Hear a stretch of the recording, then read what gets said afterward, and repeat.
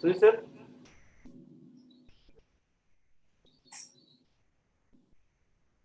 Sir. Vidya sir. Am I audible?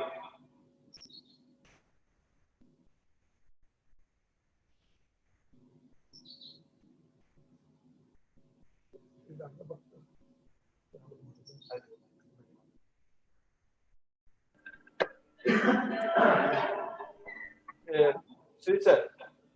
Vidya sir. Just a minute.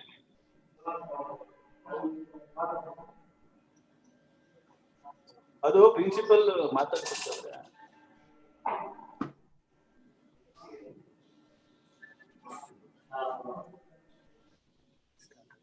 Hello, good morning. Sujit sir, am I audible?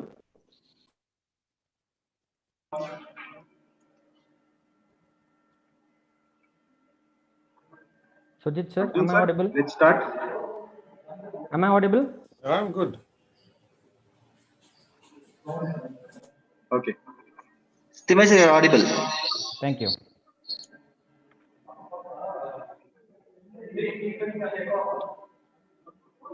A pleasant morning, everyone. The Department of Mechanical Engineering of Coog Institute of Technology welcomes you to the webinar on exploring the career opportunity in defense. I, Professor Vidya Papias, take the privilege of welcoming one and all for the webinar. A career in defense makes a person not only disciplined and strong, but also opens up many other avenues for growth. It also turns a person into a hero. It all starts when you undergo a training which trains our mind to face any challenge, combat any threat, and overcome any pressure.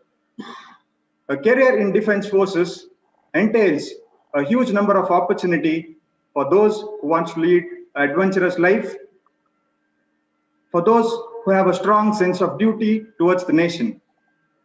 There can no be better option than joining defense as a career. This webinar is designed with a view of educating the participants on how to prepare oneself to join the Indian Armed Forces. Now, I request our beloved HOD, Professor Thimma AG, to deliver the welcome address. Thank you, Bidappa. A very good morning to one and all. Honorable guest, Major General Kodandera Arjun Muttanna, Honorable President and Board of Directors of Kodava Education Society, respected Principal, dear colleagues and participants. It gives me immense pleasure in welcoming all of you to a webinar on exploring the career opportunities in defense. A career in defense forces promises one of the most prestigious and respected positions in the country. Youngsters who aspire to choose a career, excitement, adventure, and challenges can find no better place than defense to meet all their professional expectations. The motto of this webinar is to get inspired and to prepare yourself to build a successful career in defense forces.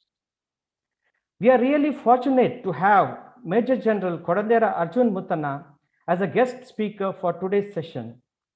I would like to extend a warm welcome to our honored guest. We welcome you, sir. I heartily welcome the President and the Board of Directors of Kodava Education Society for the webinar.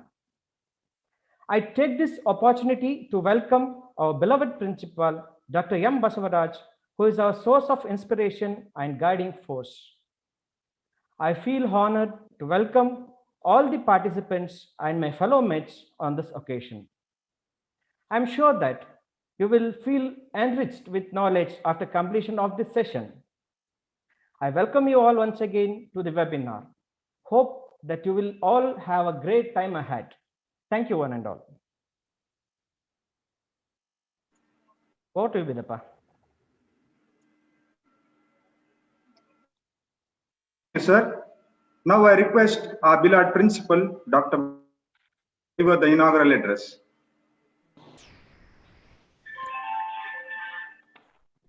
So very good morning to all.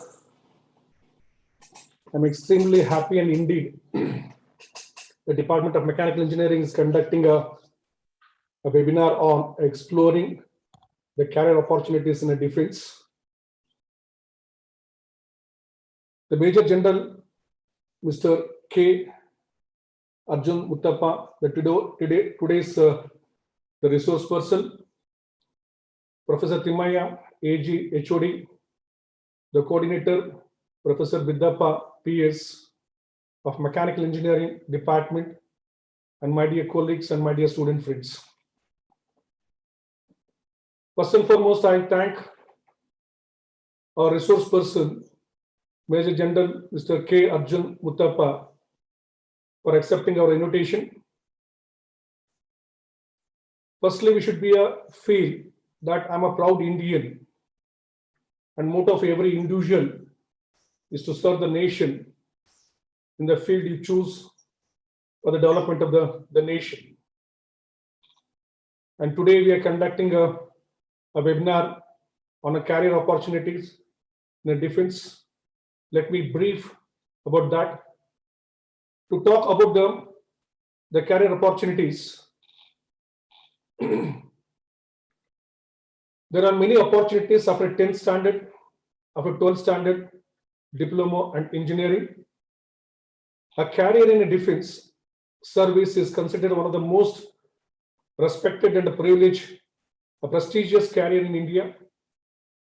Each year, lakhs of aspirants give various entrance examinations in order to get selected in the defense service. There are a number of ways through which the aspirants can join the Indian Armed Forces.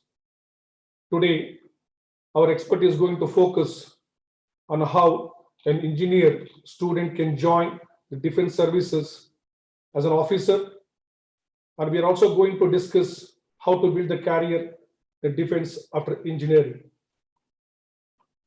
Basically, as you know that there are two types of the commission. That is one is a short service commission. Another is a long service commission.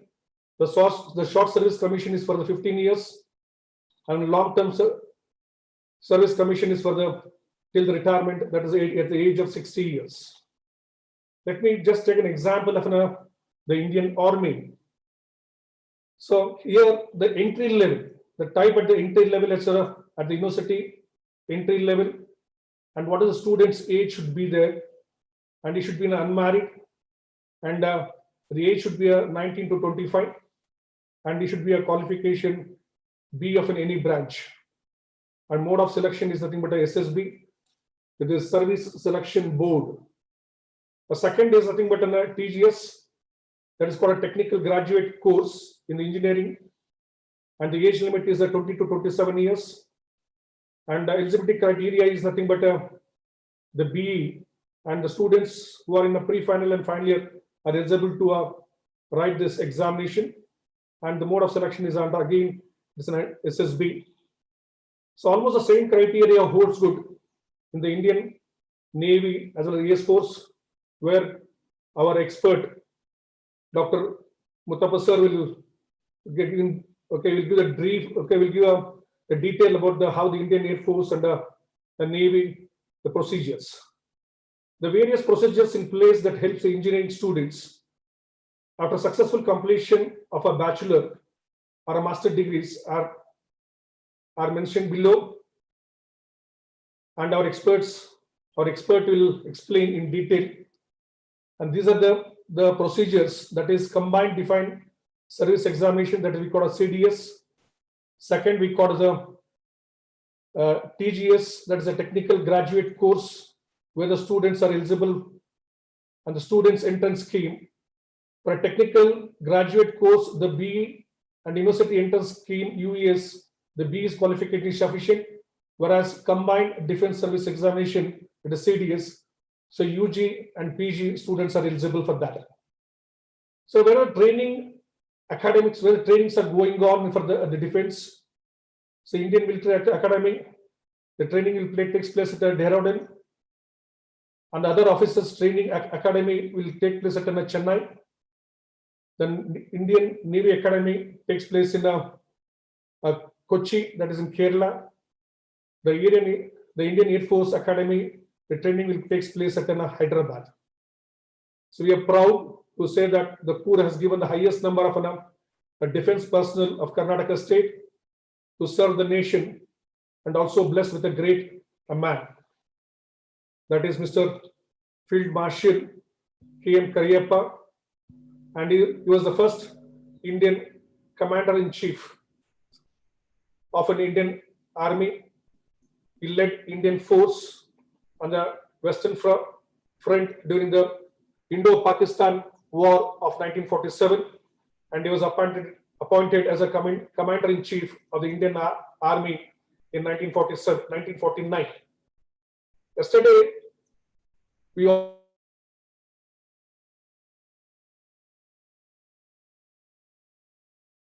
Narendra Modi celebrated Diwali festival with a defense personnel from a past 6 years. With this, I appeal all the students to take active part in this webinar and to serve the nation by joining defense. So thanks to the organizers and the HOD and Mr. Professor Biddappa, the convener of this department, of this webinar. Thank you, one and all.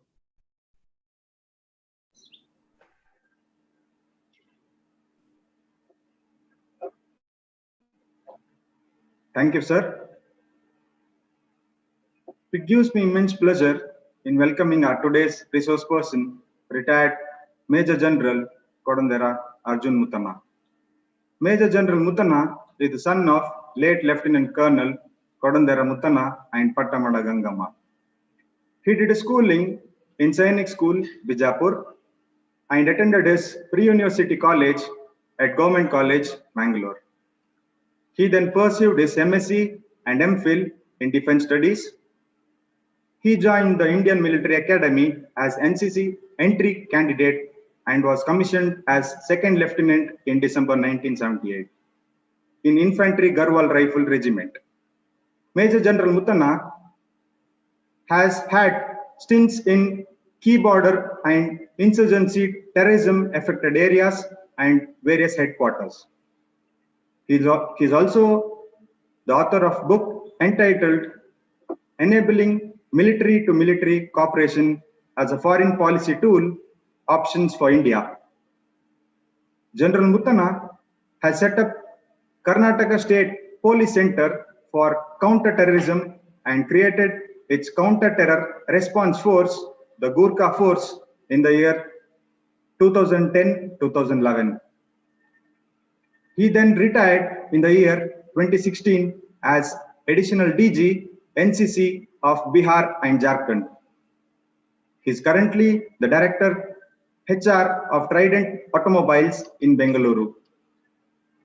He is also volunteers as Managing Trustee of Kodava Educational and Social Service Trust, wherein he is actively involved in improving opportunities for the needy Kodava children and families by creating awareness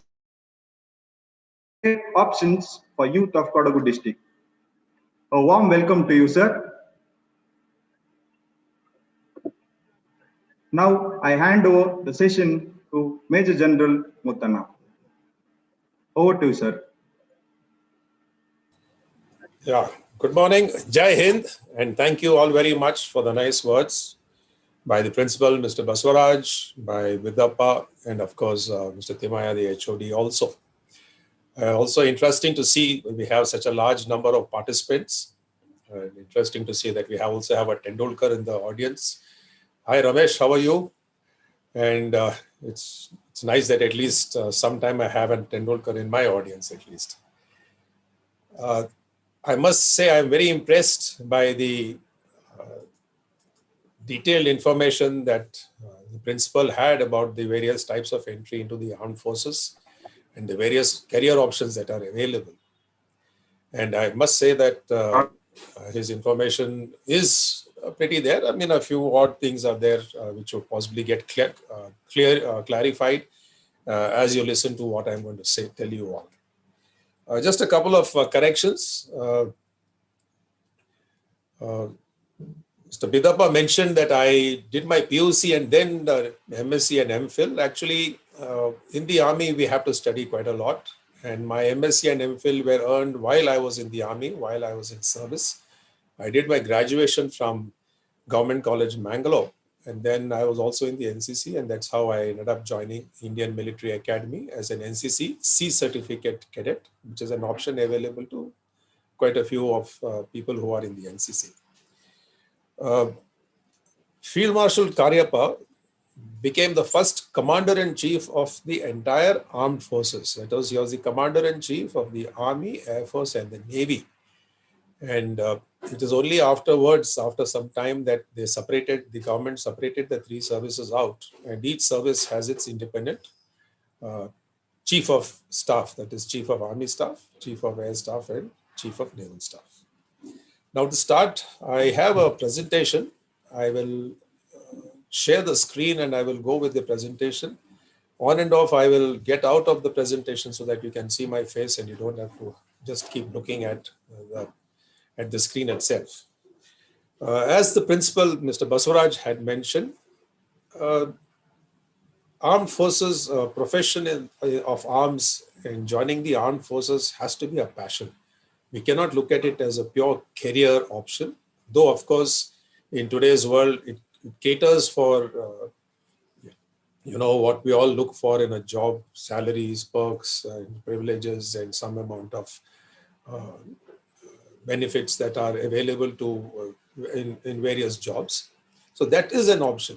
But then this is one force where we, in the Indian Armed Forces, lead our troops into battle with the certainty that it's a good chance that some of us might end up dying in whatever we are tasked that we are doing.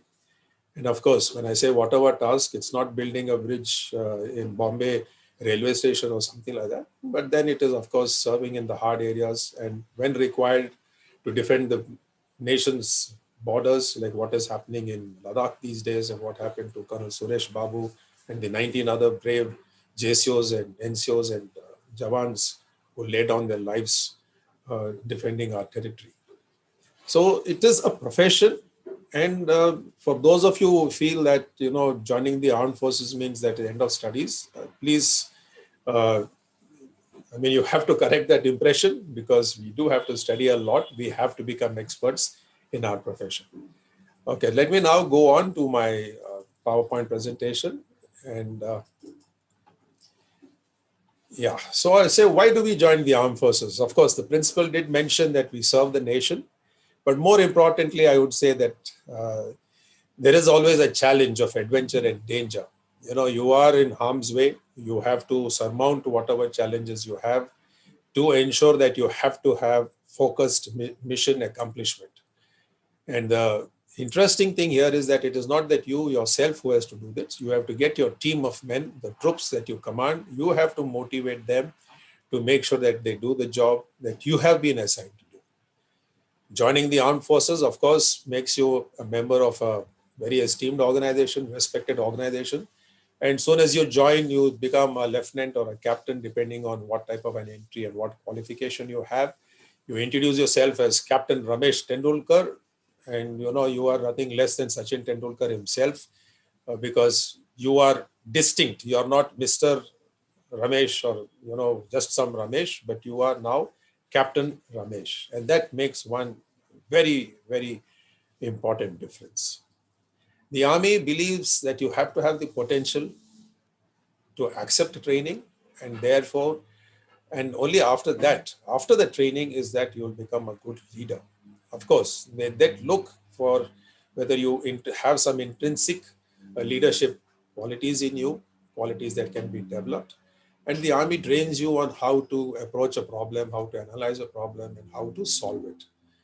It also gives you career options. It gives you promotions, a fantastic salary. I don't think an engineer, unless, of course, he's from the IITs and going into some IT field or big data or something like that, nowhere else can an engineer expect to receive the type of salary that the Indian Armed Forces will give him. And more than the salary is the lifestyle. You have officers' messes, you have everything that goes with it, stuff that is required because you have to take additional responsibility for the men you command. You end up with a huge network of comrades who stretch across the country and maybe even abroad.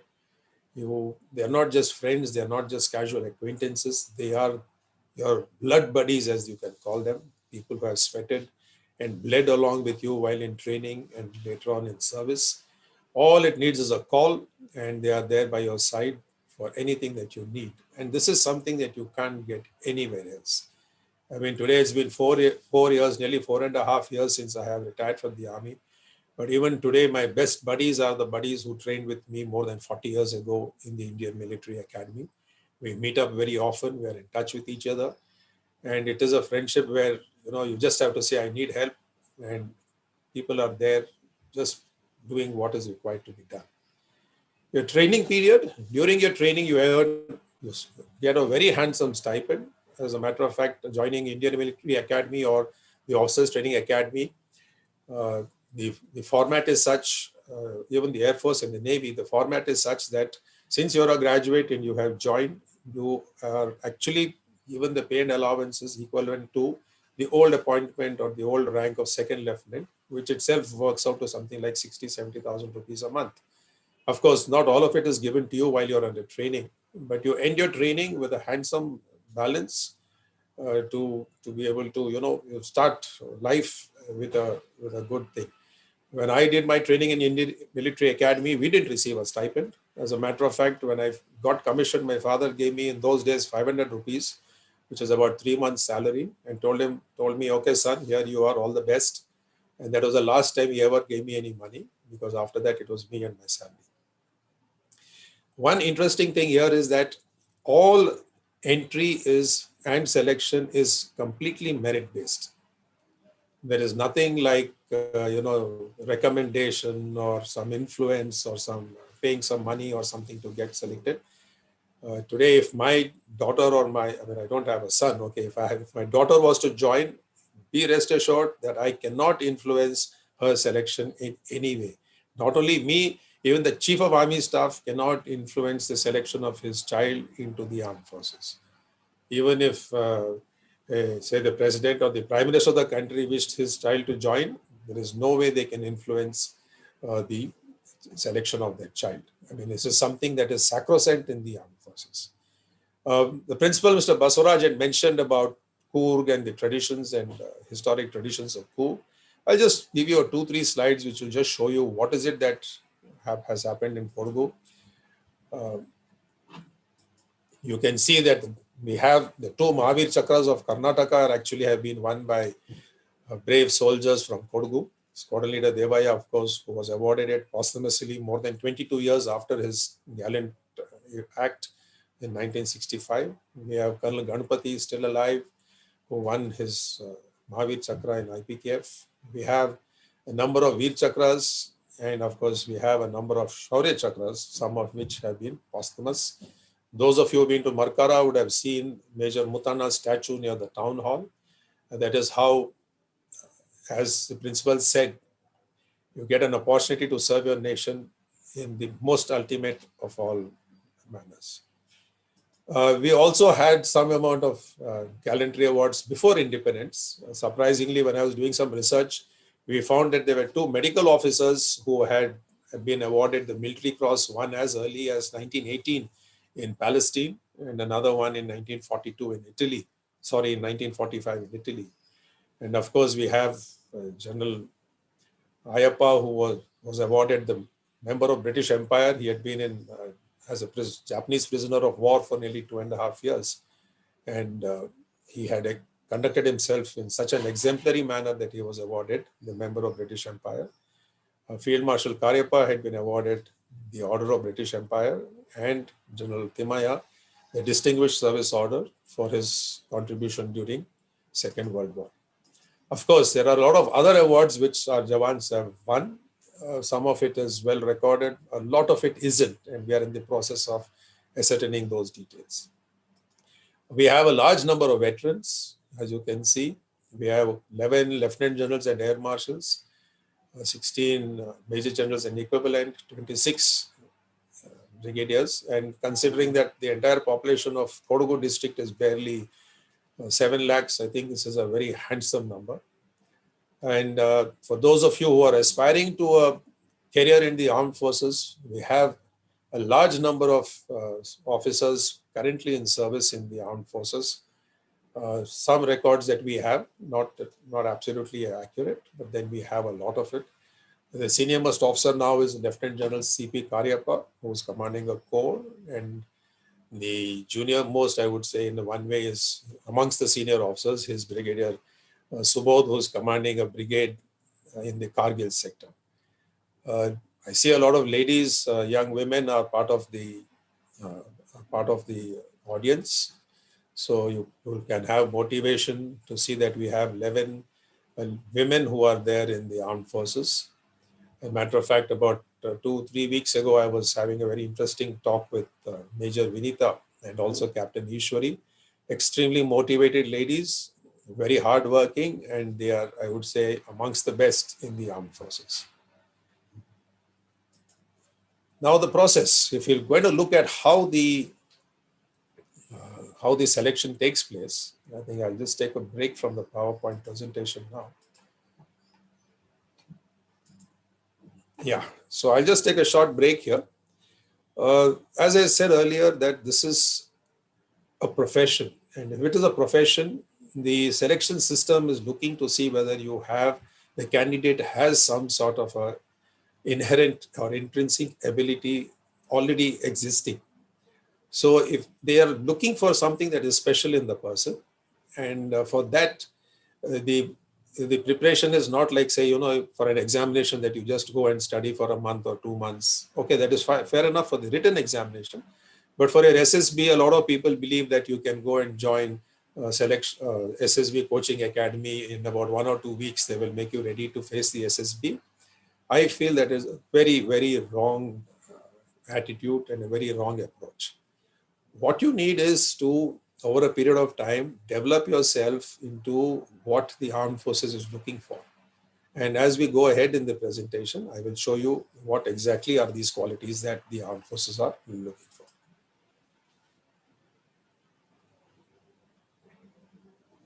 Yeah, we go back to the presentation now. I've been advised to go on to the full screen. So just a minute. Yeah, I think so. Yeah. Yeah, I think hopefully that is better.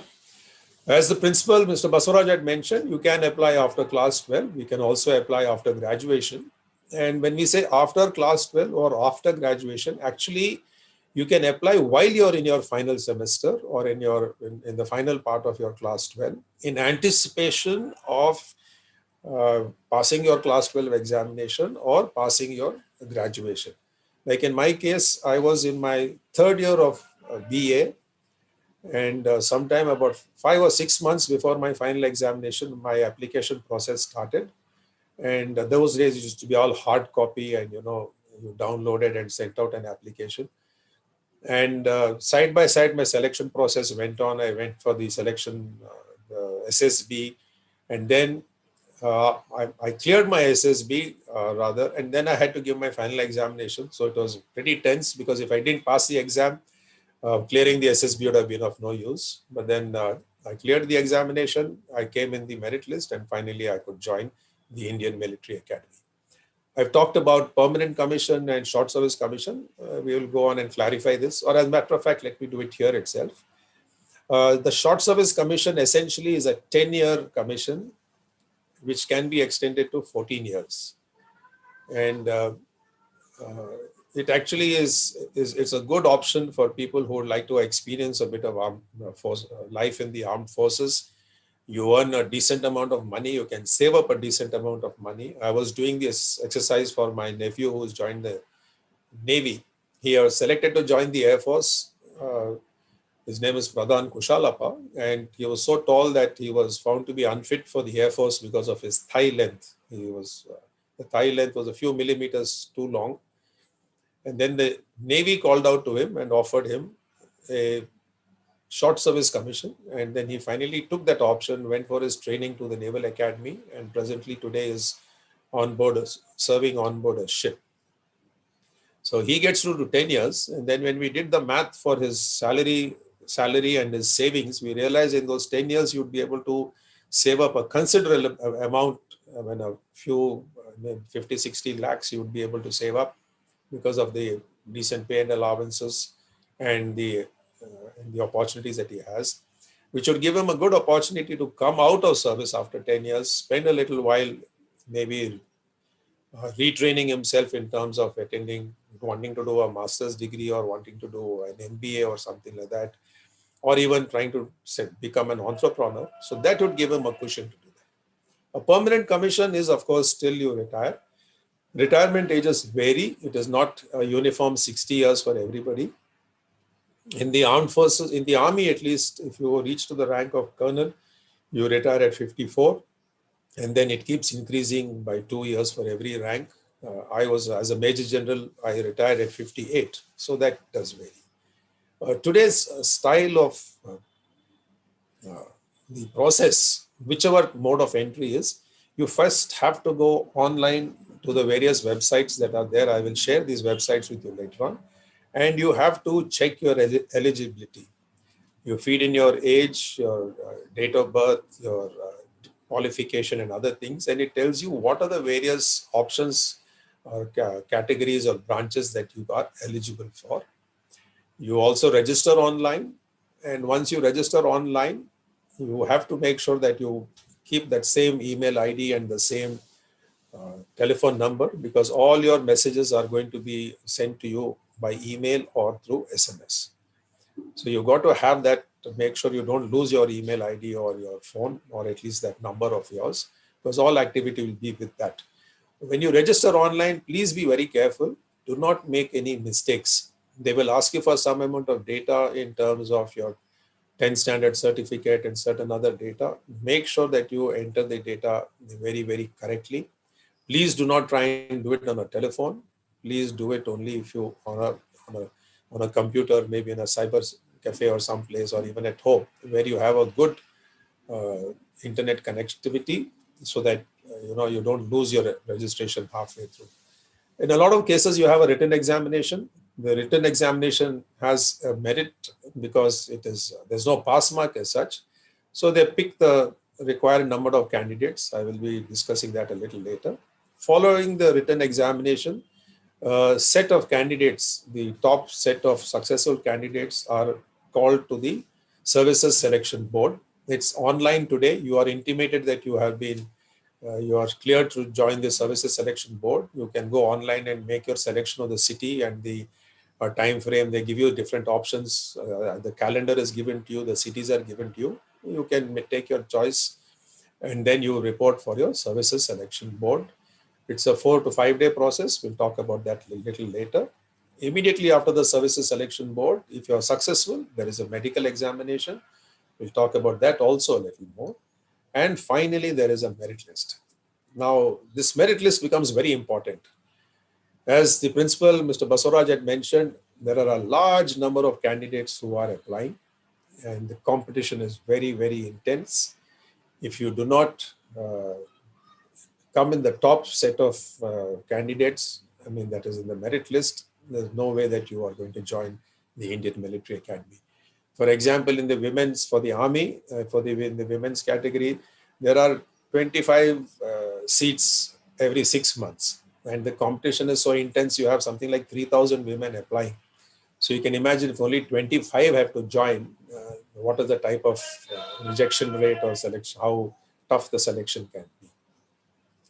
Interestingly, in the armed forces, you are commissioned or you are considered to be an officer only if you successfully complete your training.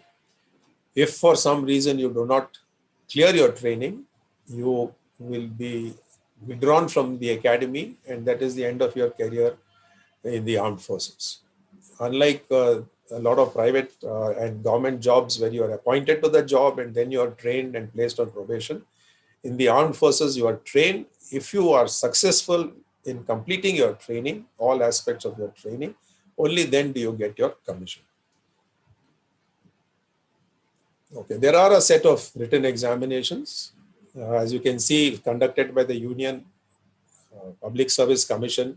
We have the NDA, National Defense Academy, and the Naval Academy exams during class 12. The CDSE is the Combined Defense Services Examination, which is conducted for graduates just immediately before your graduation or after your graduation. For the Army, you do that and you join the Indian Military Academy or the Officers Training Academy. The Navy, you join the Naval Academy, and Air Force, you join the Air Force Academy. Now, in the last few years, the Air Force and the Navy have introduced their own departmental examinations. You have the Air Force has an AFCAT examination. So again, this is a multiple choice paper that you have to take. There is no pass mark as such, but then you have to be in the merit, the top lot to be invited for the SSB. Similarly, the Indian Navy also has an entrance examination now. And these exams are conducted by them and are separate from that is being conducted by the CDS or by the UPFC, that is the Combined Defense Services Examination. The Army doesn't have a separate examination. It's only the Air Force and the Navy, because their focus is a lot for people with a science background. The Army accepts people with an arts background also, or even a commerce background. A short word about the Services Selection Board. It's a 5-day process. There is a stage 1. It is only because of the huge rush. Stage 1 is to weed out the people and only keep the people with better potential. A lot of people get dropped in stage 1. There are cases where 40 people, rather 100 people report and only about 20 move to stage 2. Stage 2 consists of a series of tests. There are psychological tests conducted by a psychologist. There are group tests conducted by a group testing officer, and an interview conducted by the interviewing officer. And each of these assessors tests you separately, rates you separately. At the conference, they meet, they discuss your result. The candidate is invited and then given the result and told whether they have been found fit or not fit. Air Force cadets have an additional test, something known as the Pilot Aptitude Battery Test, PABT. It is basically all you young people now playing Xbox and other games shouldn't have a problem clearing it. But then it is there are people who don't clear it. It basically checks your eye-hand coordination by asking you to press a few buttons, different lights, different things. There's no practice for this, and it's a one-time test. If you don't clear it once, they don't invite you to take that test again. The medical is conducted at the nearest military hospital. Most services selection boards have a military hospital close by. Parameters vary, eyesight varies, other things, height, weight, your deviation of your upper arm, like if your upper arm is there, how much deviation is there, if you're knock-kneed, bow-legged, flat feet, a lot of parameters are given. In the case of eye surgery, if you are joining NDA or Naval Academy, no eye surgery is acceptable. For graduates, some level of LASIK corrective eye surgery is accepted. If a person is declared temporarily unfit, he is given time to rectify that thing and goes back for a remedical. A person who is declared permanently unfit can appeal and appear before a different hospital where he is examined by a different set of doctors to be checked whether he's fit or unfit. Like in my nephew's case, who was permanently unfit because his thighs were too long to enter or to safely operate from a training aircraft. And then, of course, he was fit to join the Navy, which he did. Those who are joining the Air Force for flying duties have a very special medical, which is in greater detail and is conducted by the Institute of Aviation Medicine here in Bangalore. It's a very advanced level of medical. And other than eyesight has to be 6x6, but then other than that, a lot of other parameters are examined for that. And finally, as I said, we come to the merit list. Since there are fixed vacancies for every course, after the initial call for takes place, for the written examination, everybody gets a chance. But for the SSB, only For example, if there are 100 vacancies in the course, only approximately 300 people are invited for the SSB. So in your written examination, if you are in merit 301, you will not get an SSB call. And after the SSB is done, while they look to select about 100, they don't necessarily select 100, because if the quality is not good, they will not select 100. But if they do select, and if there are more than 100, say they will keep 125 people listed, and for just to cater for any last minute dropouts. And then the final, of course, joining orders are issued out to 100. If any one of the 100 drop out, then the 101st gets called, and then the 102nd, and so on. Okay, one final thing. Young people, I know you all love tattoos. The armed forces do not like tattoos. As you can see here, the top row tattoos are acceptable. Something on the upper arm of part of your palm, on your forearm on the inside, where in a lot of villages they write the name of the person, like as you can see on the third picture on the right side. All other visible tattoos are not acceptable. People will not, you will straight away be rejected if you have a tattoo that is visible. So please be very careful. Those of you who are looking to get tattoos, or who have tattoos, if you can remove them, good for you. Otherwise, you can kiss any career in the armed forces goodbye. Just a couple of more slides. I think I was told there could be a few other candidates who are other than your mechanical engineering department. So if there's anybody who is joining after class 12, or if you have siblings or friends who are, in 11th or 12th standard, as the principal was mentioning, there are many options. You have for the NDA, you can apply for NDA and you can opt for Army, Air Force, or Navy, or you can opt only for the Naval Academy, which sends you straight into the Navy. This Naval Academy is that if you pass the test, you don't go to NDA, you go straight to the Naval Academy. The Army has a scheme known as the Technical Entry Scheme. I will talk about that a little more. And the Navy also has a direct entry, where they take the JEE mains ranking. Depending on the ranking, they call you for your interview, and then depending on that success, you go and join the Naval Academy as a direct entry. Just look at the schedule now. Those of you who can see the schedule, there's a lot of forward planning that goes on.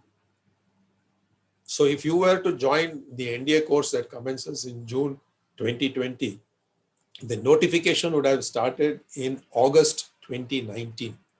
I have a lot of parents calling me up, say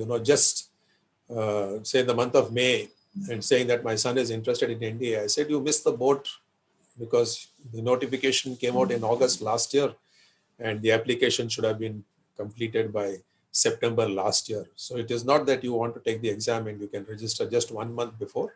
The whole process starts very well in advance.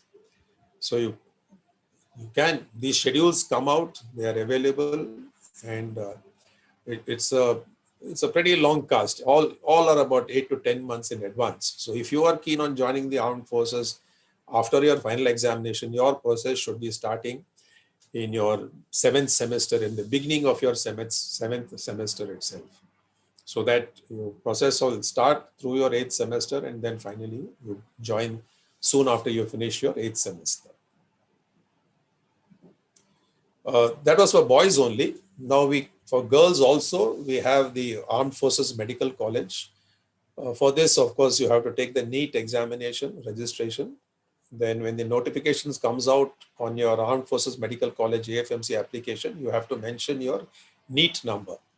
And based on the NEET number, you are called up for an interview, and then there is a merit list. And then, of course, after 5 years of training, or rather, you join your college, you do your internship, and then you get a commission as a captain. The advantage here is you don't pay anything, and you also get an opportunity to do your master's through the master's post-graduation through the Army itself.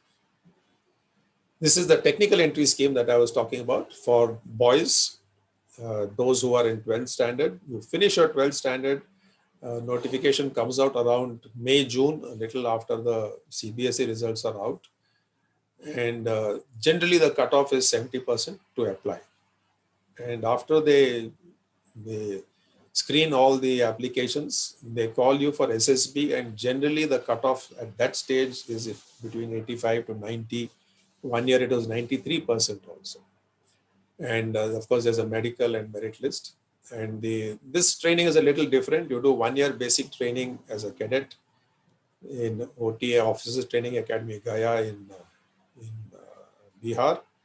And then you go and do the cadet, you go on to the cadet training wing in Mao, Pune or Secunderabad, where you do 3 years, and out of which the third year is on a stipend. You go back to Officers Training Academy for 1 month, you get to, and you're commissioned as a lieutenant. Then you return to the cadet training wing for your 4th year, that is for the 7th and 8th semester. And you do that as a lieutenant, so you're earning something like 70,000 rupees while you're doing your 4th year of engineering. And then of course you're assigned to any application.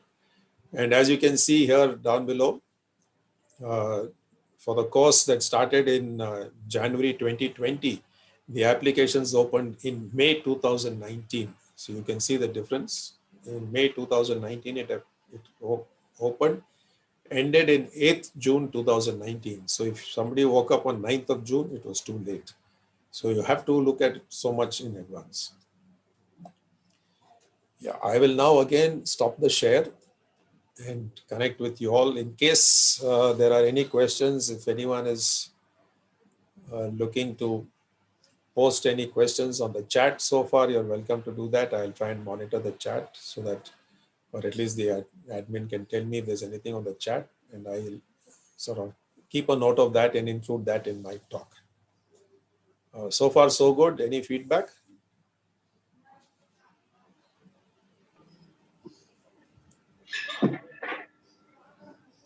Okay. Vidapa, there's nothing else, and then I'll move ahead again with the rest of the presentation, because my plan is to finish the presentation in another 15 minutes and then open the session to a question answer interactive session. Would that be okay?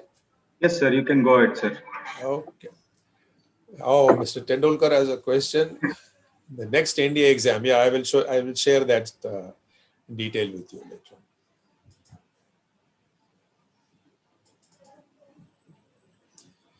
Yeah, we'll now go specifics to the Army. I don't know how many of you recognize this photograph. This is a famous photograph of 1999 Kargil War.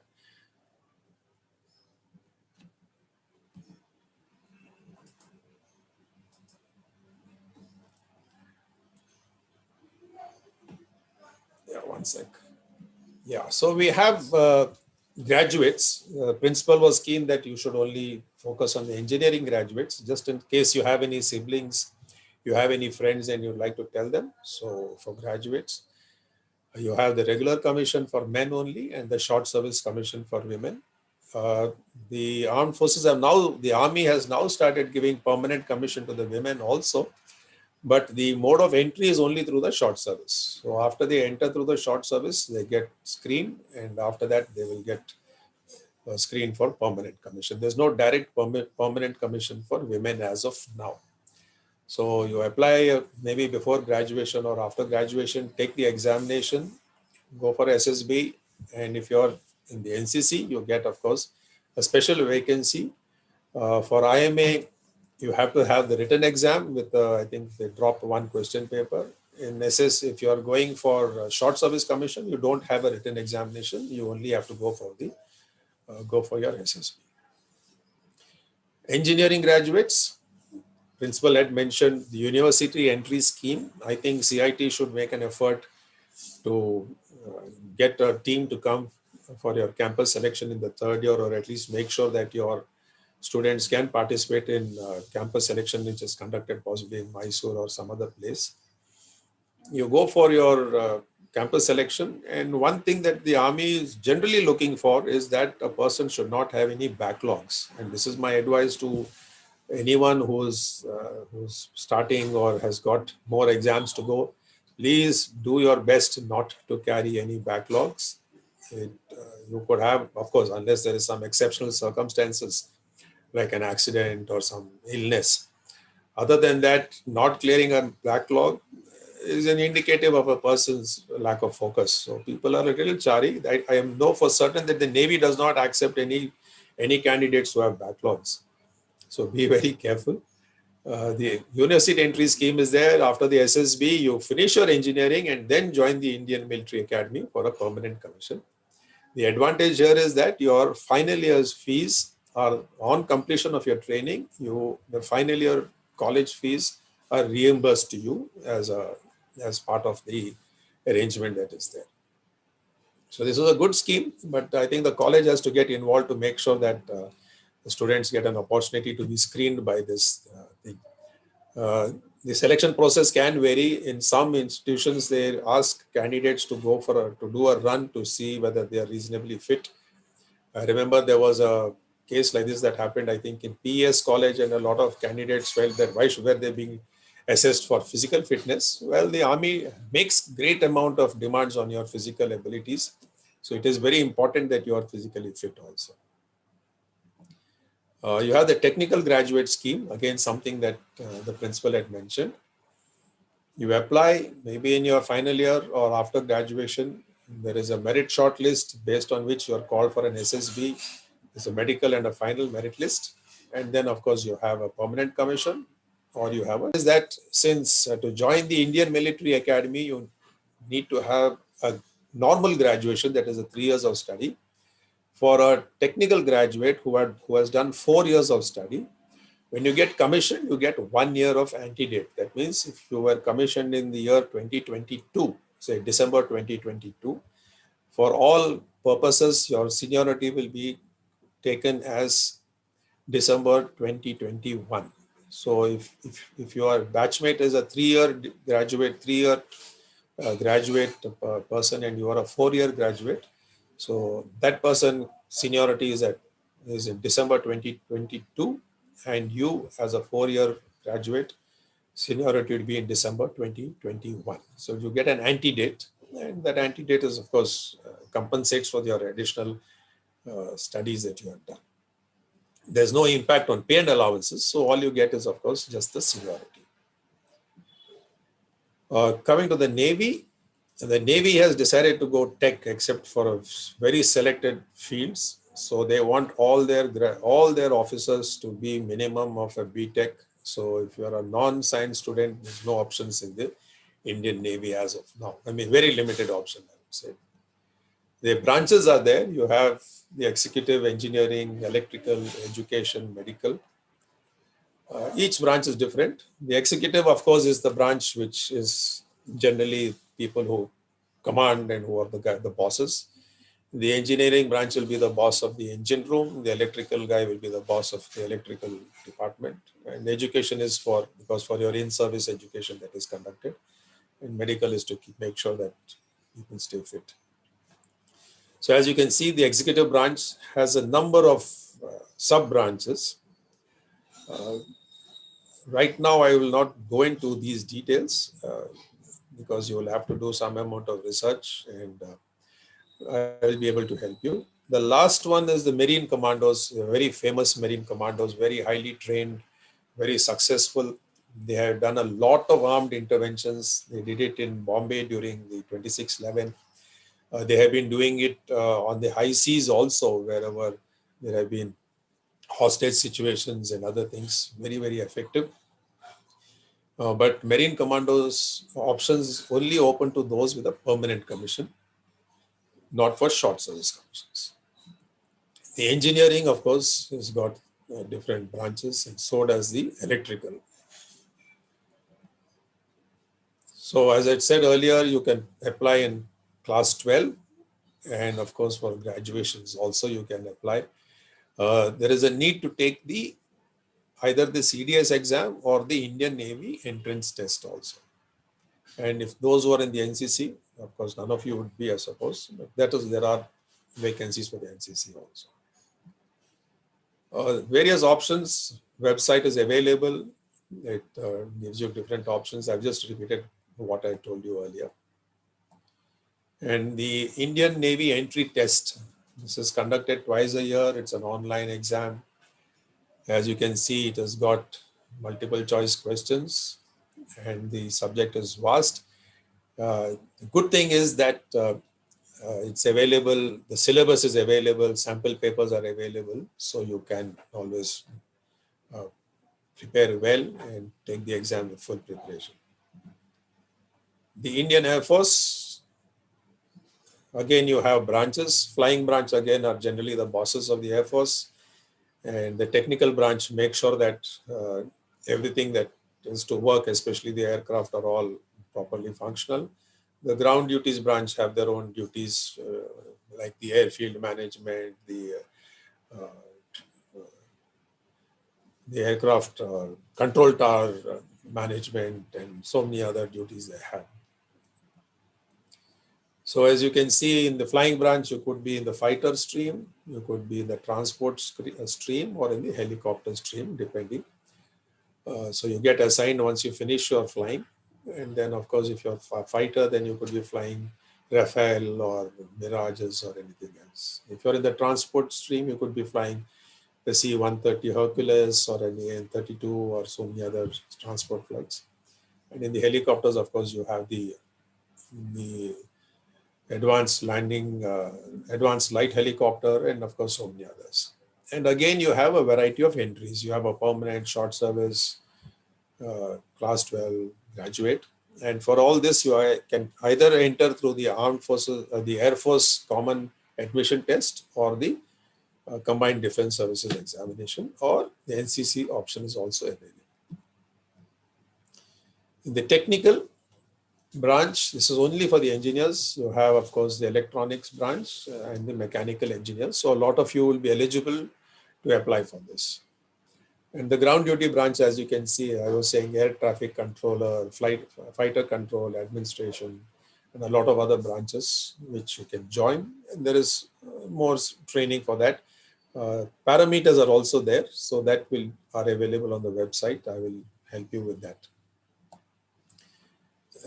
All this is given on the website, and for the AFCAT examination, like the INET, is twice a year. Advertisements come out. The syllabus, sample papers are available at the website that is given. See the AFCAT schedule, as you can see. Again, if you see the forward planning, to join in June or July 2019, the process would start in December 2018. So you have to be very alert for this. The process starts in December 18. The examination is held in February. And after the SSB, you join sometime in the month of June or July. So please note this, and you have to work. I mean, you can't do a last minute decision if you want to join the Armed Forces.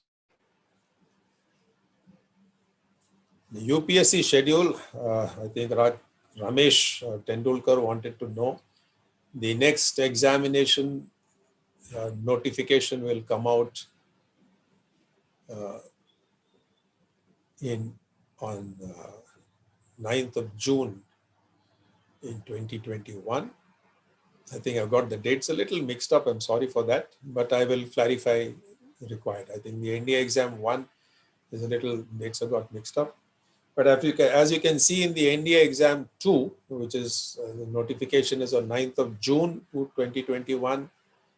And the last date of receipt is 29th June 2021, and the exam is going to be held in September 2021.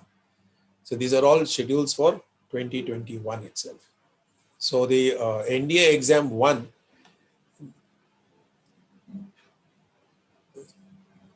that should actually say that the notification will come out in December 2020. The exam and the last date will be in January 2020, and the examination will be conducted on 18th of April 2021. But then I will clarify this separately to individuals. Okay, now let's talk about preparation. Before that, I will stop the share, come online now, and I see some chats. Okay, I will. Excuse me, sir. Yeah. There is a query from Changappa. Yeah, I've seen that. I can see the chat. Is that the one? And also there is a query from Mohit Karyappa. I don't see anything from Mohit Karyappa. Yeah. I'll read it out, sir. Okay. So is it possible that an engineering graduate can join Marine Commando? If he's a permanent commission, yes. Okay, sir. That's all, sir. Okay. So NDA exam, Ramesh, as I had mentioned, the schedule, I'm sorry for that mix up in dates, but I will give you the schedule later on. We can, the schedule for 2021 has already been announced, so we can go by that. For 2021, some of the activities will start in December itself, and then it goes on to that. And after BSc, yes, you can join the army. You can apply while you are in your 7th semester is when the application process will start. Not 7th, sorry. BSc means in your 5th semester. In your 5th semester, your application process will start. So that is one option, that you can start applying in your 5th semester. In your 6th semester, you will take the exam, that the SSB, and then you will be able to join soon after completing your, once you take your final exam of your BSc, if you pass in that exam, you can join after that. Munjandira Changappa says that chances of failing in SSB training. Yes, the selection process is barely 10%. So that's what I'm telling you about. The motivation level and the preparation level, which is what I'm going to talk about now, henceforth, is very, very important. So I will talk about that. And it's not actually failing the SSB. It is being found suitable or being found unsuitable. So it's not failing or passing, because I think Dr. Abdul Kalam was not selected in the SSB. You can see where he was and what he is, what he was. So it's not, I mean, it's not always, maybe they must have found him unsuitable, which is why he could not join the Air Force. But then he went on to do so many other things. I mean, he's such an example to all of us. So it's not failing. It is definitely not failing. It's suitability, I would say. And the armed forces are looking for not just managers or for officers. They're looking for leaders. And to be leaders, you have to have something a little different. You can see today our own leaders that we have, whether it's our national leaders or even within your college, when you look around, there are people who are a little different. And you can make out some of them are natural. Some have to work at being good leaders. So you can take it on the national political canvas, what type of leaders we have. And I'm sure we can look closer at home also as to in our own colleges how it is. Kavita PC is wanted to ask some more information on training opportunities for graduates to clear the tests. Yeah, we'll talk about that. As I said, it's not training. It is a question of how do you prepare yourself. So I will talk about how you can prepare yourselves. And of course, we are always here. You can let us one-on-one. I'm available. I will be sharing my email ID and my phone number. I welcome calls and emails anytime. Calls also anytime of the day or night, no problems. We are here to help you. Reason being is that the application process has got a little tough. It needs a little bit of effort. It needs a little bit of research, and it needs some amount of guidance. Towards this aspect, my trust, that is, when I say mine, I should say our trust. There are 6 of us in the trust. The Kodagu Educational and Social Service Trust, called KESST, we have recently opened an office in Virajpet in the Kodo Samaj, old Kodo Samaj building, which is opposite the Triveni School. It's a new office. We have a lady, Mrs. Jasmine, who is there in the office. She's just joined us now, and a very smart lady. And in a little while, we expect her to be up to date on, helping anybody navigate the websites, anybody to see what are the options to do the guidance.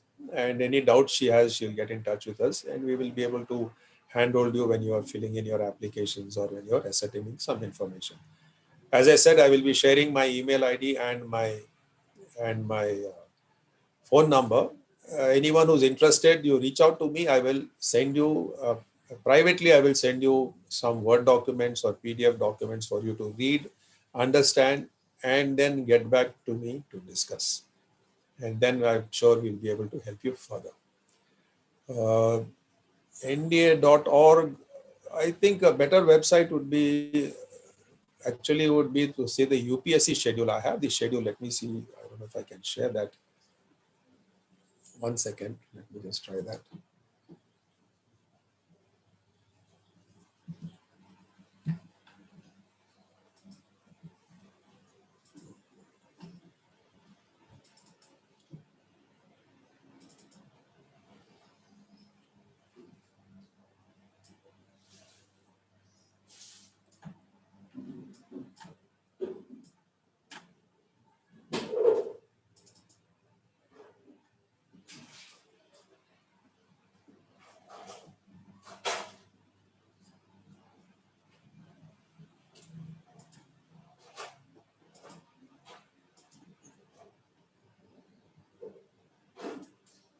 Yeah, let me just try and share that.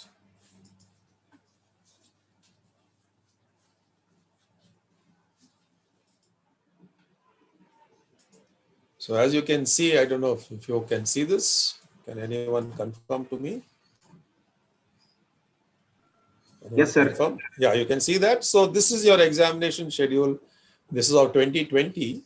So the first round of exams are over. Let's come down to the NDA examination. Here you can see down below, this is the NDA exam part 2, which the notifications have already come out in June 2020, and the examination is already just was completed on 6th of September. And, let me just show you the schedule for 2021 also.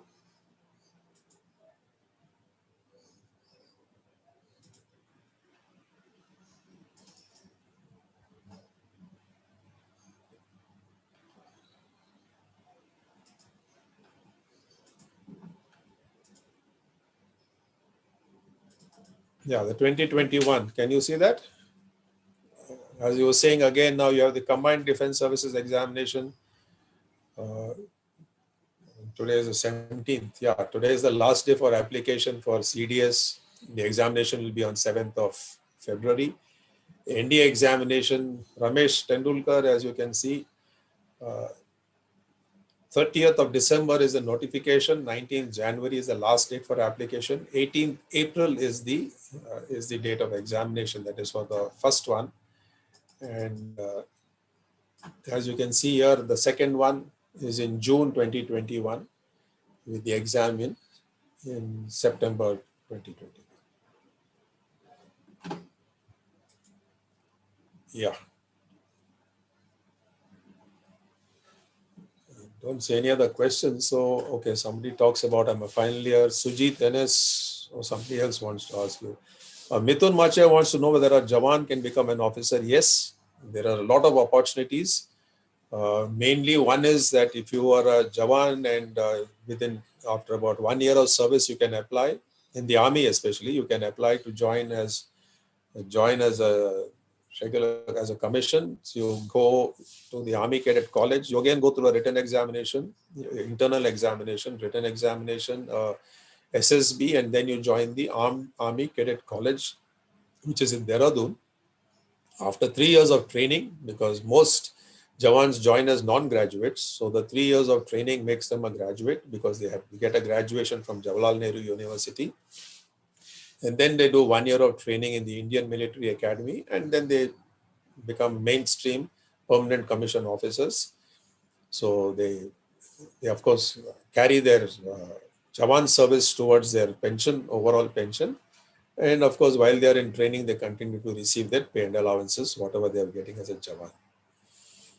So Sujit or somebody else, I don't know if it's Sujit himself, is a final year BE student and wants to join the Indian Air Force. I told you about the short service and convert. Yes, the Air Force also has the short service to the regular, but then it is always better to try for the try for the permanent commission. But then you say some issue about the criteria. So if you are not scored your maths marks, just too bad. The option possibly is to then try and join the army and then try and join in the army to join the aviation where you can fly in the army. So that is another option that you have. NDA examination, you can take as many attempts as long as you are eligible by age. So now that we have talked about the processes of joining the armed forces, let's look at what is the type of preparation that we have to do. And this hopefully will answer Kavita's question. I'll just share the screen back to my presentation.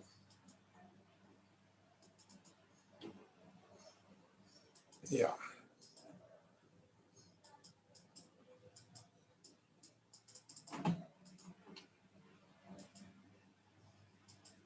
One second. For some reason it doesn't want to go onto full screen. Okay, can you all see the presentation? Yes, sir. Yeah, okay. So as you're saying, the preparation, it has to be a passion, it is a profession, it is not a career. So I think step one, I must compliment CIT and the Coog Education Society for having organized a webinar like this, which will get you all thinking. Though, of course, I see that from 85 participants, we are down to 58 and now 57. So I think that's nice in a way because only the focused ones are staying on, or maybe it's only the mechanical division who are staying on, mechanical department. So talk to the others. You might have some seniors in the armed forces. I can connect you with younger officers who have joined recently in the last 1 or 2 years. Talk to them, understand what they're doing, figure out what is happening. See your schedule, exam schedule, familiarize yourself with that. Do research by going on the website. I will connect you with the websites. Sir, sorry to interrupt. Yeah. There is a query from Sonika. Yeah. She is asking, can you briefly explain about SSC Women Tech selection process? Yeah, I'll do that. And also there is a query from a diploma student. Is there any opportunity for diploma students? Okay. Okay, I'll answer that also. Okay, sir.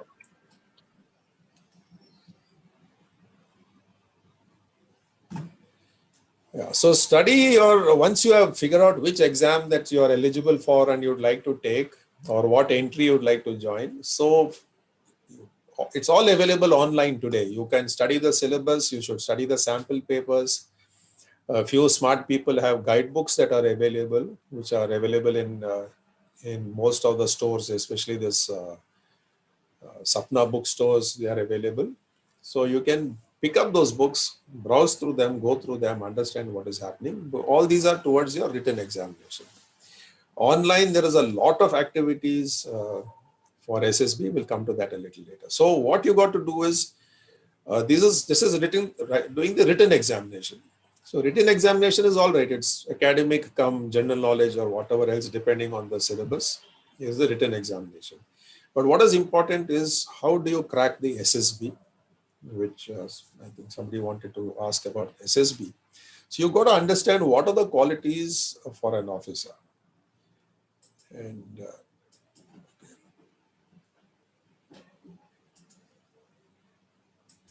okay. Now, this is what the SSBs are looking for in officers: effective intelligence, reasoning ability, your how can you communicate your idea? I mean, do you have that? Are you socially adaptable? Are you cooperative with people? Do you understand? Do you take on responsibility? Do you show some qualities of leadership? And what are your personal qualities? So when I say developing your personality, as I will talk to you in the next one also, is all these qualities is something that you have to enhance in your ability. Are you trainable? Are you a team player? So in your SSB, all these are assessed. So if you cannot do 1 week of coaching and go and say, I'm going to pass my SSB because I'm going to develop all these qualities. That is something that cannot be done. As a matter of fact, I do not recommend SSB coaching because SSB coaching modifies your behavior and the assessors detect that modification. And if it is negative in any way, then they will definitely not clear you. So I would recommend do not go for SSB coaching. Familiarize yourself with how the SSB is conducted. That you can have a discussion with somebody who will mentor you as to how an SSB is conducted. But there are a lot of videos and a lot of YouTube information that is available.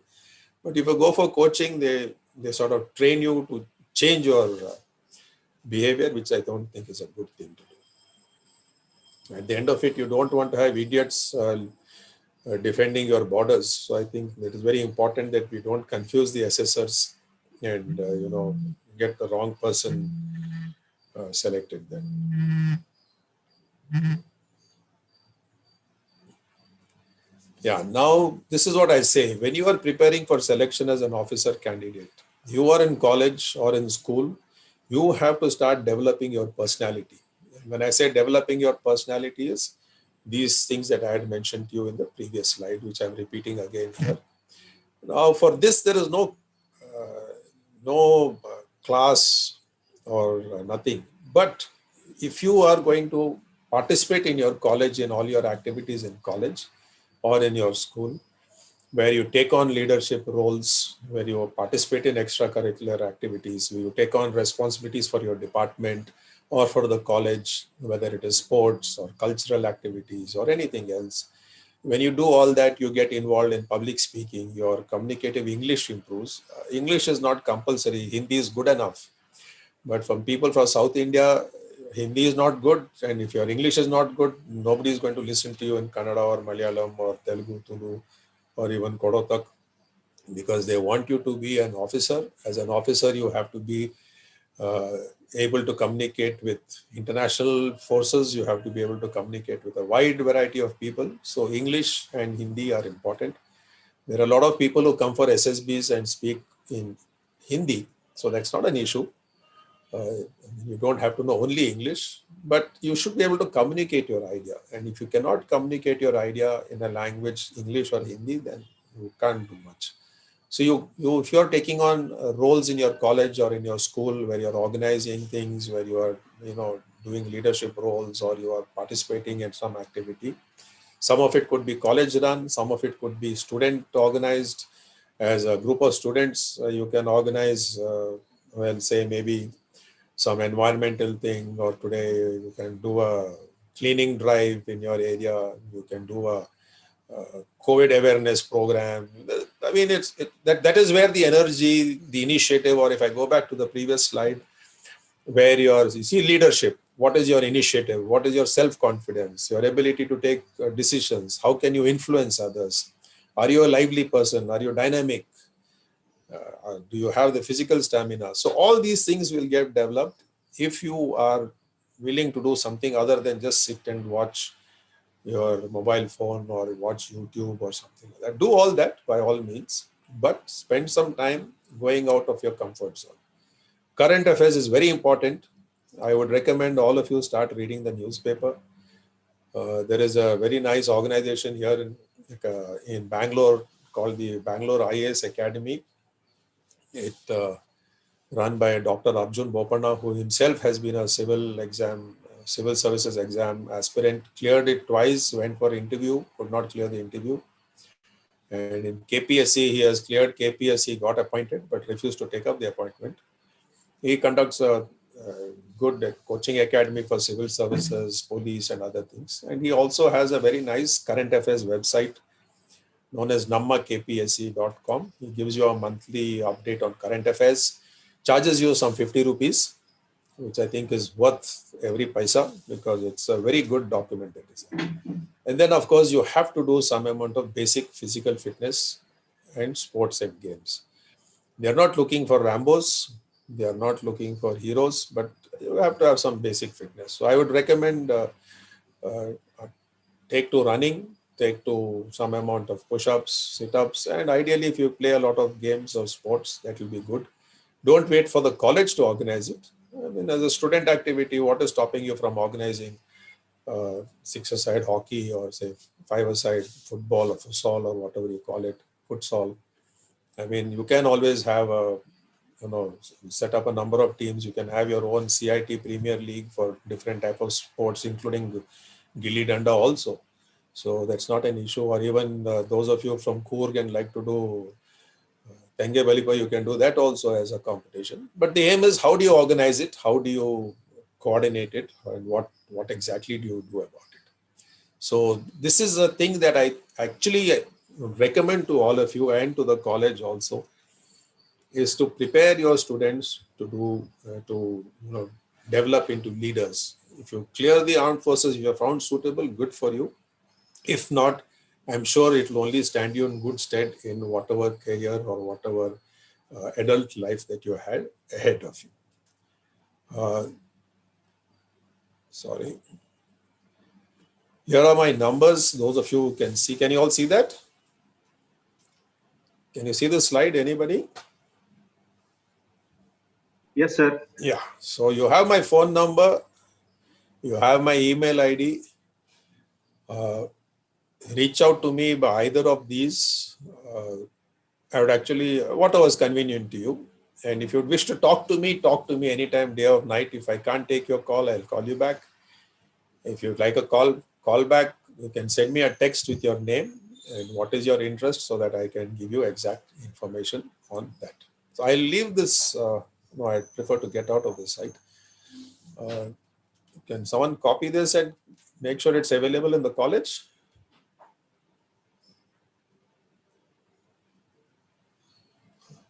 Bidappa? Okay, I'm sure you would have done that in any case. You can just, I think, do the print screen and save it up. Yeah. Excuse me, sir. There is a query from Charan, sir. Yeah, I've just finished my presentation. So let me just come back to. Okay, sir. Stop the share. Yeah. So yeah. Now let me just. Somebody wanted to know about the Women Short Service Commission. Is that right? Yes, sir. Okay. Let me just look at the queries itself. I'll just go through this. Participants, if you have any queries, you can unmute yourself and ask the query. No, I think let them put the question up in the chat, because if everyone unmutes, it will lead to a lot of confusion. Yes, fine, sir, fine. So let me take the chat. What has come up to me? Some private, all have come up to me privately actually. Okay, sir. The Kishan has asked the upper age limit and mode of work or service in defense. Generally for officers, it is 24 is the upper limit. In a few cases for postgraduates, it is 27. Mode of work or service in a unit in the army is normally you are assigned to a unit in your younger days. When you are assigned to a unit, you adapt or adopt the unit routine. The unit routine normally will start in the morning with physical training for all ranks. So officers will also participate. It can start at 5:30, 6:30, depending on the area you're in. And normally good units will train wherever they are, whether they are in Ladakh or in Andaman or in Rajasthan or in Arunachal Pradesh. They will do physical training every day in the morning. Thereafter, there is a short break to have breakfast. Everyone goes off, the Jawans to their messes, the officers to their places. And after that, you report to the office for some amount of office work. Your office work could, I think somebody is not muted, I think so. I can hear a child. Okay. Coming back to Kishan, is that? Yeah, Kishan wanted to know.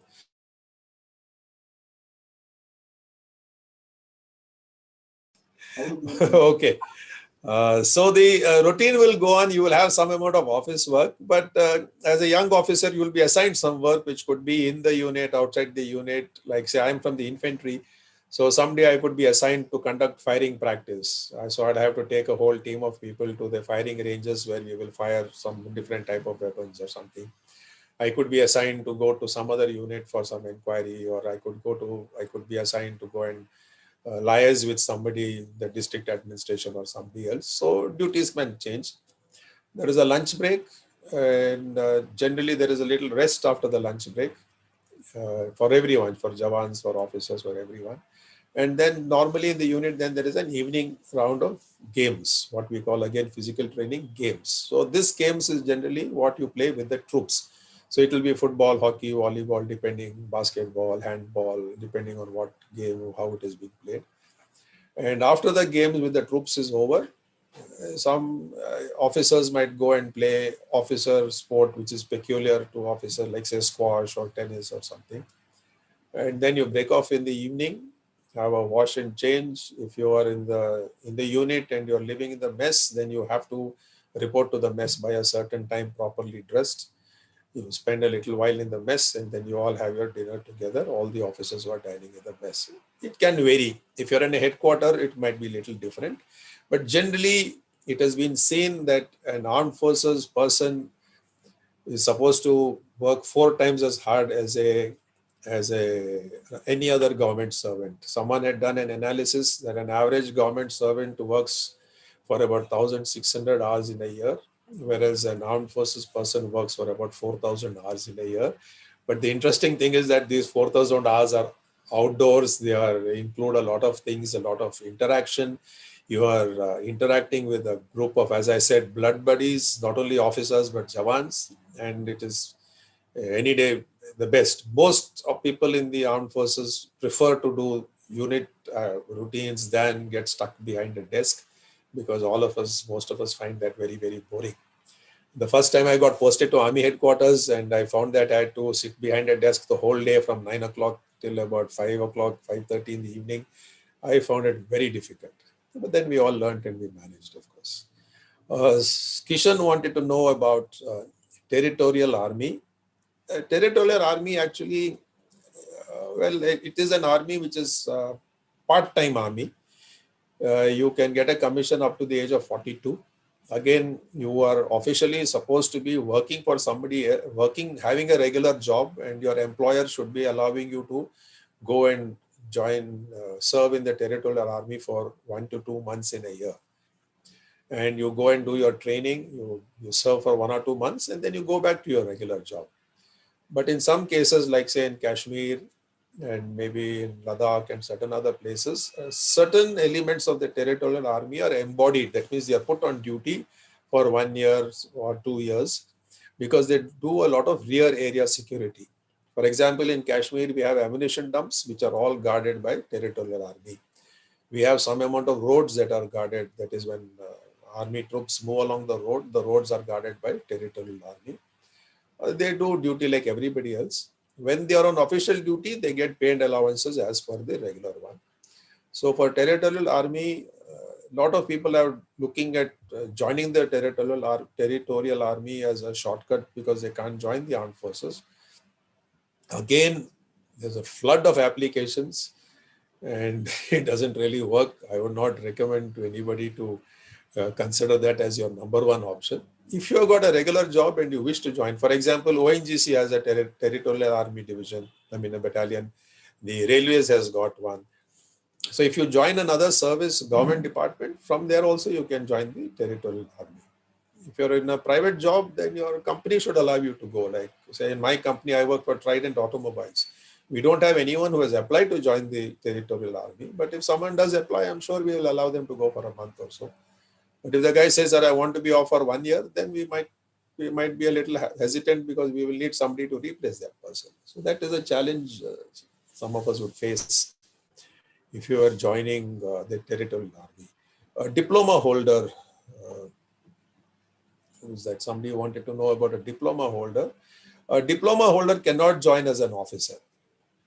I mean, to join as an officer, you have to be a graduate. A diploma is not considered a graduation. But there are a very limited number of vacancies in some very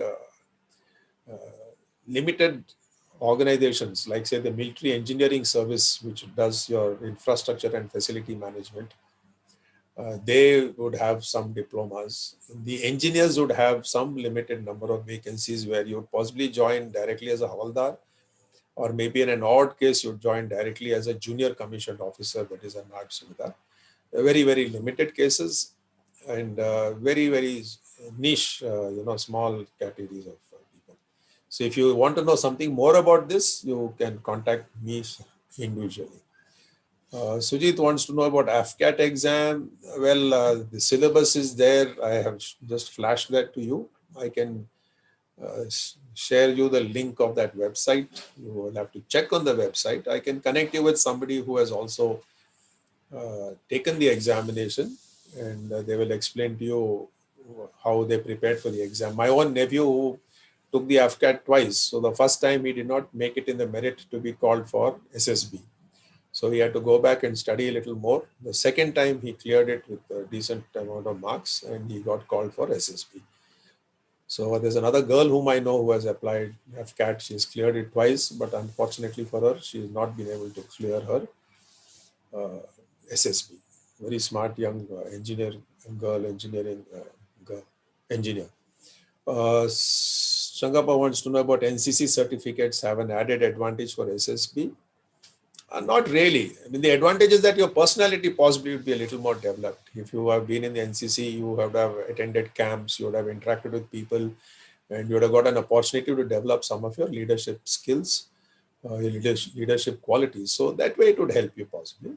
But from the entry point of view, all armed forces have a limited number of vacancies for NCC C certificate holders.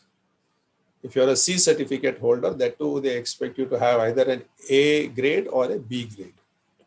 So if you have an A grade or a B grade, then you get some amount of benefit. Like for joining IMA as a graduate with a NCC C certificate, there are about 32 vacancies. The question paper is slightly modified. One odd subject is not there. And then you compete only for the NCC vacancies. If you are going in for OTA, Short Service Commission, then you are only called for SSB and you go for your SSB. You don't have to do a written examination. So that is how the NCC would help you. It definitely does not help you for NDA, but only for the postgraduate, graduate, after graduate things. AFCAT examination, well, again, it's multiple choice and the syllabus will tell you exactly what sort of questions. Sample paper will help you about what sort of questions. I presume there's a lot of element of physics involved in the AFCAT exam. So that is something that you have to see. Territorial Army I've answered. Marcos, Harshit Kushal Appa, I presume, wants to age limit. I am not too sure about the age limit, but then I don't think there is an age limit. At least if you join as an engineering graduate, you would possibly have put it, you'll be about 23, 24 years old. So that shouldn't be a problem. Maybe up till the age of 30.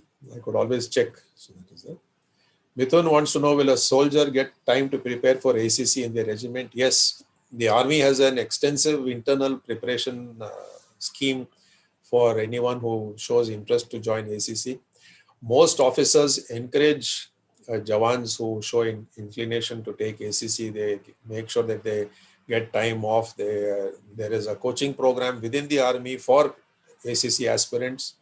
They are taken to Army Education Corps College, which is in Pachmadi in Madhya Pradesh.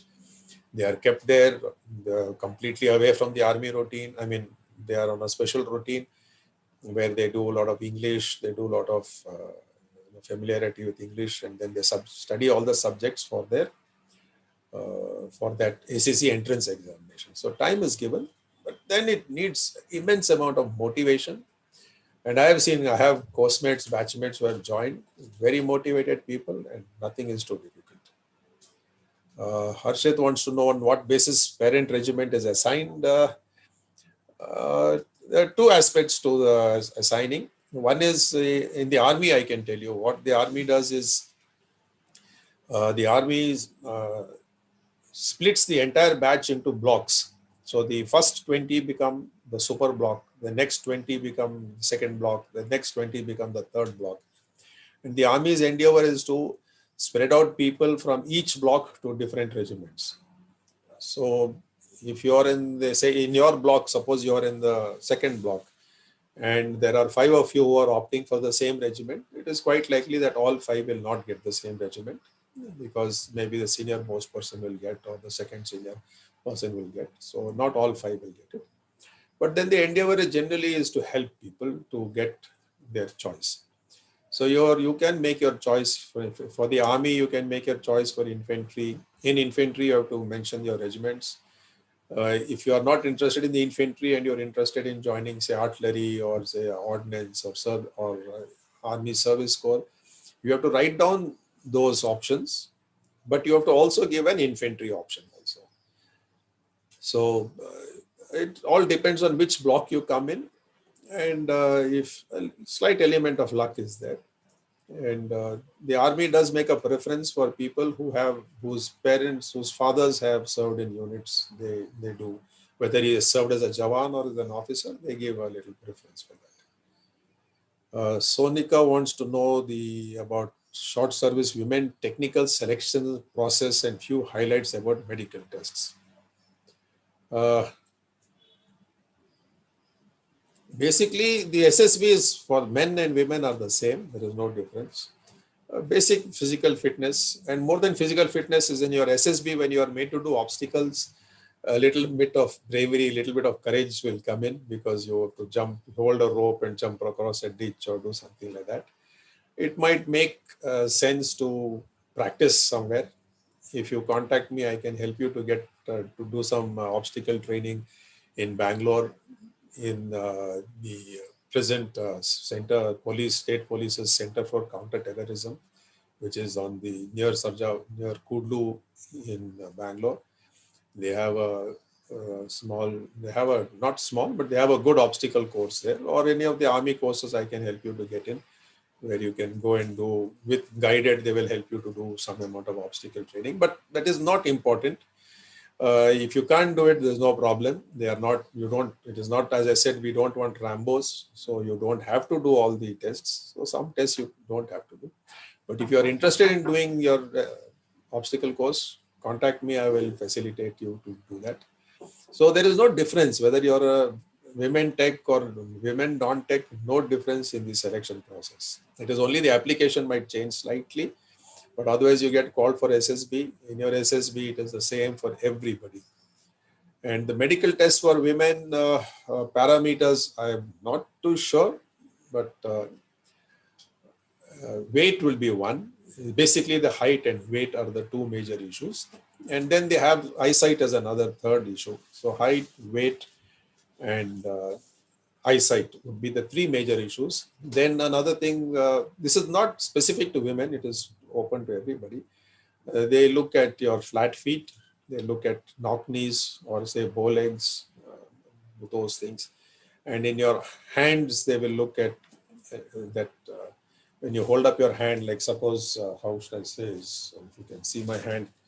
Some people, when they hold their hand out straight like this, there is from the elbow, the hand goes away too much. There is a degree of deviation. So that deviation, maybe I can, if you can see the hand like this, my hand is reasonably straight. Some people's hands are, deviated from the elbow. If that deviation is too much, then there is an issue. That is why they say when you're doing push-ups, do push-ups straight. Don't keep your elbows out. Keep your elbows close to your rib cage. That makes it should be okay. And for the women, what I have given to understand is if it's a bad time of the month or that time of the month, then there is some concession is made to help you through with that process. So you can always let me know. And Harshit again asked me the functioning of AFSOD when compared to the Western counterpart JSOC. Wow. In terms of exchange of intelligence between the different military branches. I haven't known what is your AFSOD means. JSOC is Joint Services Operational Command. I think it's a little beyond this topic here. If you contact me privately, then maybe we can sort that out. Yeah, so Kavan wants to know what kind of mindset should one have during an SSB interview. And Charan wants to know how to prepare as a repeater in SSB. I would say if you have made an effort to develop your personality, then you should not worry about SSB. As a matter of fact, I tell everyone who go for SSB, go there to relax, go there to enjoy, go there to make friends, go there to see the place, and be as natural as you can be, because your assessors can find out if you are putting on a show. They will find out in about 15 minutes, what 15 minutes, in about 10 minutes, they will know that you are putting on a show for them. So don't be casual. but at the same time, don't be conscious of your assessors. Be as natural as you can. Do your preparation. If you are in current affairs, you should be up to date. You should be able to do public speaking. A lot of people who contact me, I tell them, send me videos of your public speaking. How do you speak to a room? How do you speak to a group of people? What body language you have? What eye contact you make? Do you have sufficient amount of background knowledge about the subject to discuss about it? Can you discuss both sides, the advantages and the disadvantages? So that is where I was saying earlier, they look for an analytical mind. Do you have the ability to analyze? If you're talking about, your current affairs, you're supposed to know what is gripping India today as the farm produce bills. Do you have information about the farm produce bills? Do you know what are the advantages, disadvantages? And with a little smartness, how you present yourself. If the entire group is saying it is disadvantage or everyone is saying it is advantageous, if you're smart enough, you will say, yeah, it is advantageous, but there are a few disadvantages also. So that is where the smartness comes in, where you are able to project both sides of the coin or of a topic. So I would say to a repeater, be relaxed, be natural, don't be conscious of your assessors, and don't try and guess as to why you didn't make it for the first time in SSB. You will never know why you have not made it. I know people who have been too aggressive, who have been left out, people who have been too passive, who have been left out. There are people who have appeared 19 times and who have not cleared. People who have appeared 6th time and they have cleared. So it all how you can present yourself in an as natural a way. And before going for SSB, say, not in the last 1 month, but say over 6 months or so, how do you develop your personality? Do you go out? Do you talk to people? Do you have sufficient background knowledge? Do you have sufficient interest? For example, somebody's told me that they read books. When I asked him, which is the last book you have read, he tells me he read Ramayana and he read it some 6 years ago. Then how can you say that you're interested in reading books? Somebody says, sir, I like trekking. Then I ask, where did you trek? What do you trek? When was the last trek you did? He says, sir, I did a trek 5 years ago. So that is no way of showing that. Excuse me.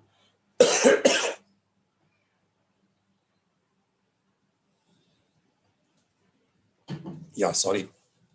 So that is that. Mohit wants to know, Sonika wants to know about post-graduation. Just give me a minute, please. 1 sec.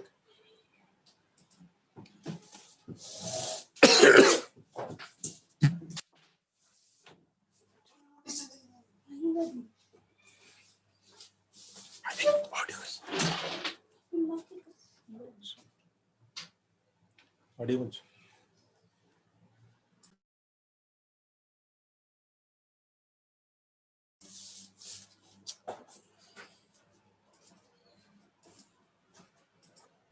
Yeah, sorry about that.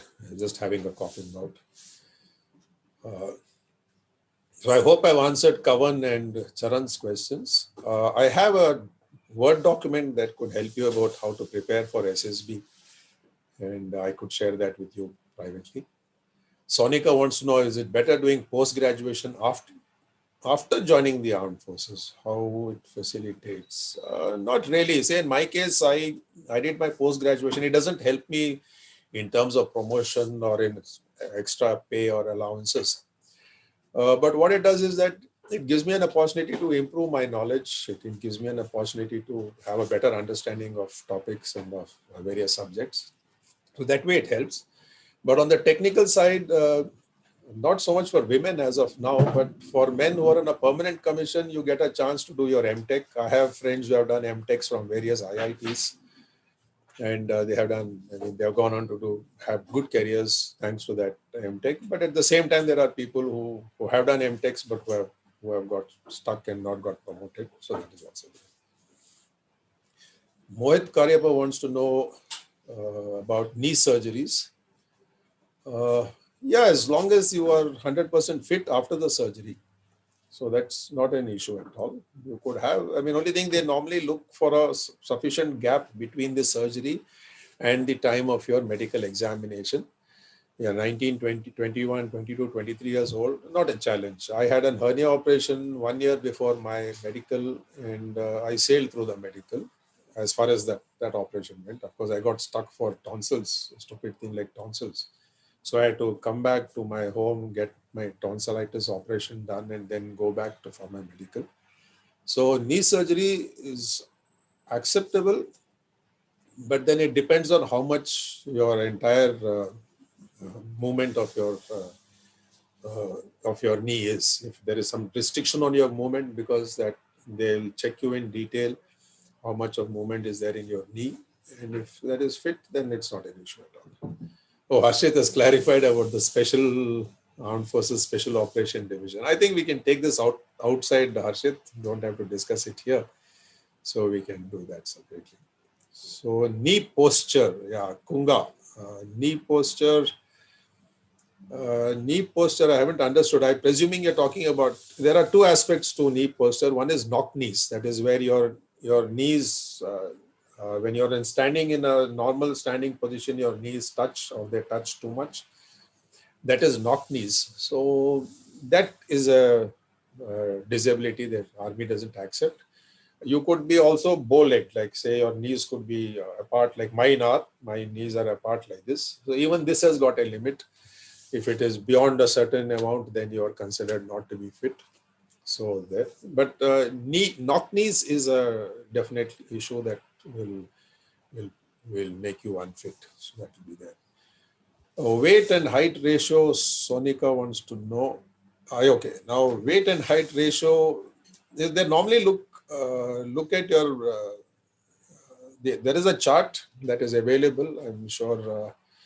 It's basically, if you're looking as a civilian chart, if you look your what they call body mass index, they look at what is the standard thing which they say about 20, 22, 23 is body BMI is considered to be fit. If you are within that limit, that is not an issue at all. It is there. There is a minimum height, and for that minimum height, there is a maximum weight. So that combination has to be looked at. So there are a lot of people who are made temporarily unfit for being overweight. And they are given 6 weeks to lose that extra weight, and then they go back. Some people successfully lose the weight and then they go back for the medical. And once they have lost the weight, they are considered fit. And once you join training, then with the physical activity you're doing, because most of us do not in colleges do not do the type of physical activity you are made to do when you are under training. Under training, the physical activity is very intense, and I mean, you can eat double of what you normally eat, but with that physical activity, you will end up losing weight, and of course, you'll be a much fitter person also. I hope I've answered all the questions. Yes, sir. Any more questions? We'll mail it to you, sir. Yeah, fair enough. I think we've nearly been on air for quite some time. Yes, sir. Yes, sir. I would appreciate the feedback if you can share it with me subsequently. That will be nice, because then I can also improve my Once we next. get the entire feedback, we'll share it with you, sir. Yeah, thank you. I have finished my presentation, and as I said, my phone number and my email ID are available with the college. I'm sure you can share it with anybody who wishes it. Text me, ping me, and I will respond. Sure, sir. We are at the end of the seminar, exploring the career opportunity in defense. I'd like to thank Major General Arjun Muthana, who, in spite of his busy schedule, accepted our invitation and gave insights on joining Indian Armed Forces. Thank you, sir. I'd like to thank the management and principal of Coog Institute of Technology, Panampet, for the unconditional support and rendering in organizing this webinar. I'd also like to thank our HOD and all staffs of Department of Mechanical Engineering.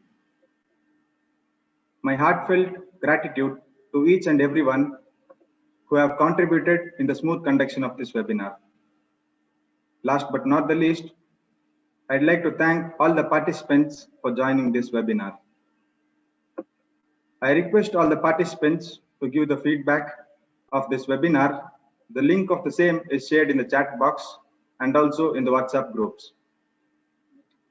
E-certificate will be mailed to your registered email ID shortly. Signing off. Thank you one and all. Thank you, sir.